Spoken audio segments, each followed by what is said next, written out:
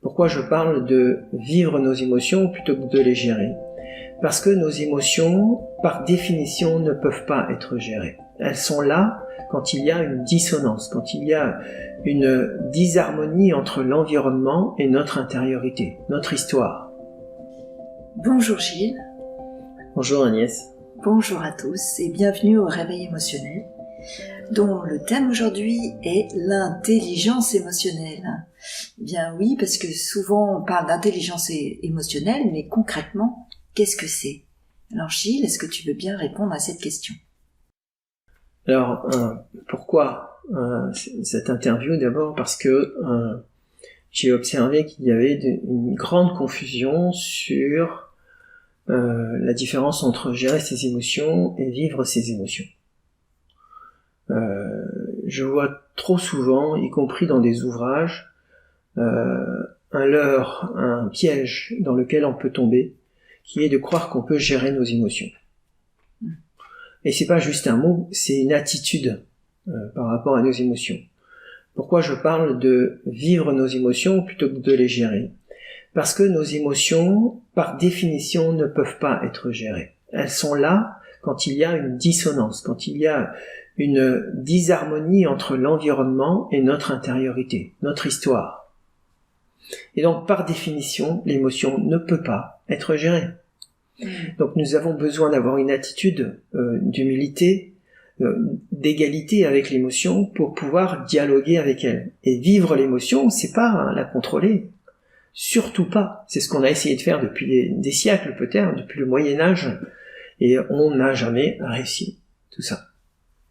Ça, c'est la première raison et la plus importante.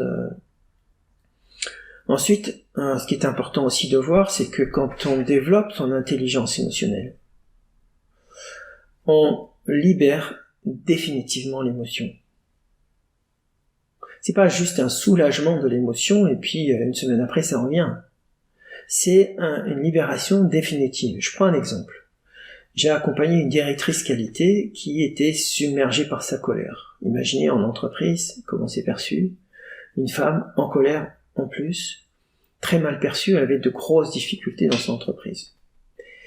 Je l'ai accompagnée et on a travaillé sur cette colère jusqu'au bout de la colère. Ça veut dire jusqu'à l'origine de ce qui a généré cette colère, pas au sein de l'entreprise, mais bien avant. Et quand on a libéré cette émotion jusqu'à son origine, alors il n'y avait plus de colère et déséquilibrée, de colère exagérée. Bien sûr, la colère naturelle reste. C'est un moyen pour nous de nous protéger, de savoir dire non à un moment quand c'est trop. Mais elle était démesurée. Et c'est là que c'était dissonant, que c'était difficile pour cette personne. Donc on est arrivé à libérer définitivement sa colère. Alors, c'est quoi l'intelligence émotionnelle? C'est ce qui va nous permettre d'utiliser notre potentiel illimité. Utiliser notre potentiel illimité, ça veut dire nous libérer des émotions qui ont été générées par des traumatismes, par des blessures. Seulement ces traumas nous empêchent de vivre pleinement nos émotions. C'est comme on peut imaginer un ciel avec des nuages. Il y a des nuages devant et on a l'impression que nous sommes ces nuages puisqu'on ne voit pas le ciel qu'il y a derrière. Or, nous sommes le ciel qu'il y a derrière, c'est-à-dire cette capacité illimitée. Et en voyant les nuages, on a l'impression, à travers les émotions, que nous sommes juste notre personnalité. Et c'est là l'erreur. Ça serait trop long à développer. Mais l'idée, c'est vraiment de voir que nous ne sommes pas notre personnalité, nous ne sommes pas nos traumatismes, nous sommes quelque chose de bien plus grand que ça. Et on ne voit que ce qui est le plus étroit chez nous. Et ça, c'est dommage. C'est quoi l'intelligence émotionnelle? C'est acquérir cette liberté intérieure. Parce que l'émotion en soi, c'est très bien, mais pourquoi on fait ça? Pour être libre à l'intérieur de soi. Pour pouvoir rêver et réaliser nos rêves, par exemple. Pour pouvoir exprimer ce qu'on a besoin d'exprimer. et ce qui est parfois très difficile à exprimer, que ce soit en public ou avec soi ou avec sa famille, son couple, c'est exprimer simplement ce qui est à l'intérieur de façon authentique.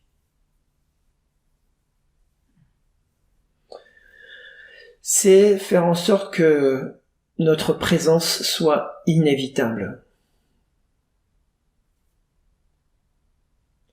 Je prends un exemple, j'ai un directeur de filiale qui s'ennuyait dans son entreprise. Et il ne savait pas comment faire, c'était vraiment quelque chose qui était difficile pour lui. Il avait tout, il gagnait bien sa vie, il avait des responsabilités, mais il s'ennuyait dans son entreprise. Il a fallu qu'il identifie la peur qui était derrière ça pour oser franchir le pas et quitter sa filiale, son entreprise mère, pour aller créer sa propre société. Aujourd'hui, il s'épanouit avec un associé et sa société fonctionne merveilleusement.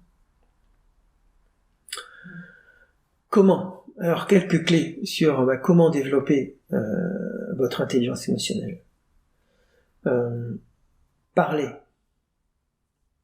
Parlez spontanément. Osez la spontanéité. Écoutez votre corps plutôt que votre tête. Ça, c'est très important.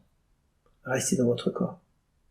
Eh bien, toutes ces expressions pour rester dans ses tripes, sentir ce qui se passe à l'intérieur de son corps.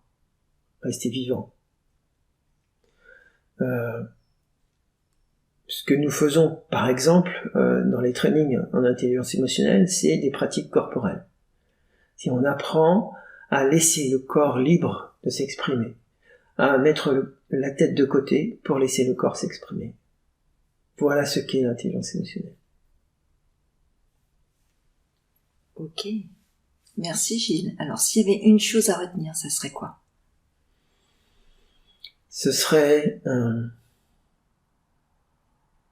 écouter ses émotions comme étant une source de sagesse. C'est beau. Merci Gilles. Merci. Alors, si vous avez aimé, n'hésitez pas à liker et partager cette vidéo. Et si vous avez encore des interrogations, n'hésitez pas à laisser un commentaire. À la semaine prochaine.